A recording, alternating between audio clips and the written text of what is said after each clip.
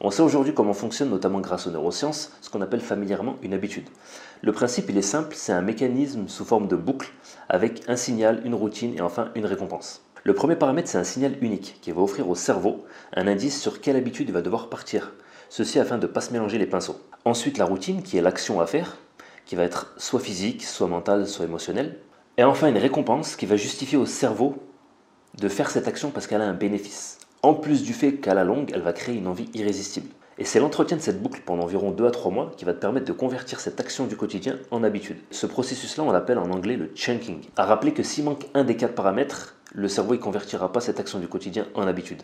On est des êtres d'habitude, et même si on les utilise au quotidien de manière inconsciente pour se brosser les dents, pour se rendre au travail ou manger, le but c'est de les utiliser de manière consciente en développant volontairement de nouvelles, étant donné qu'on sait maintenant comment elles fonctionnent.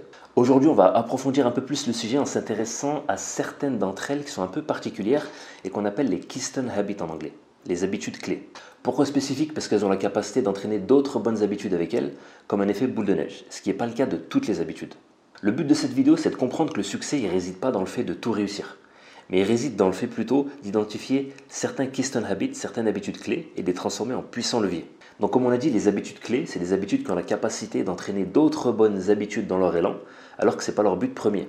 Et dont le fonctionnement n'a pas été compris de manière scientifique et rigoureuse à travers des laboratoires qui utilisaient des scanners ou ce genre de choses, mais il a été plutôt compris en faisant une analyse comportementale des gens, des entreprises et même des sociétés. En y remarquant un schéma récurrent dans la stratégie utilisée, quelque chose qui revient à chaque fois et qui explique le succès. Et c'est la présence d'habitudes clés. Exemple, faire un sport qu'on aime est une Keystone Habit qui va permettre de bien s'alimenter et éviter de mal manger.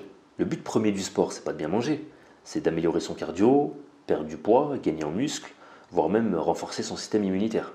Mais vu que le sport c'est une habitude clé, elle va permettre par effet boule de neige de bien s'alimenter avec moins d'efforts que si tu partais de zéro. C'est un bénéfice qu'on va accueillir les bras ouverts parce qu'il va nous épargner énormément d'efforts. Et il n'y a pas que sur l'alimentation que l'habitude clé de faire du sport a un impact.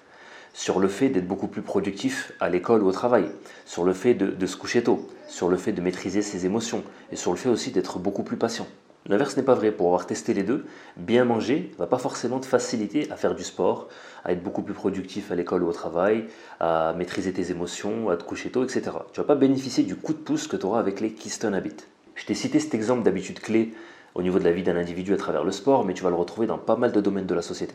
Comme tu peux t'en douter, il n'y a pas de méthode fixe qui permette à l'avance de déterminer quelle est la Keystone Habit à utiliser, puisque en fait ça dépend de paramètres humains qui sont aléatoires. C'est plutôt l'expérience, la capacité d'adaptation, le bon sens aussi, l'intelligence de situation qui va te permettre de déterminer quelle est la Keystone Habit la plus appropriée pour un effet levier maximum. Ou bien dans le cas contraire, laisser erreur si on a le luxe de se le permettre. Je ferai bientôt une vidéo sur des cas concrets qui se sont passés aux États-Unis et dont tu vas pouvoir t'inspirer pour tes objectifs personnels. Oublie pas que je suis avec toi pour tes objectifs, on se voit plus tard. Ciao.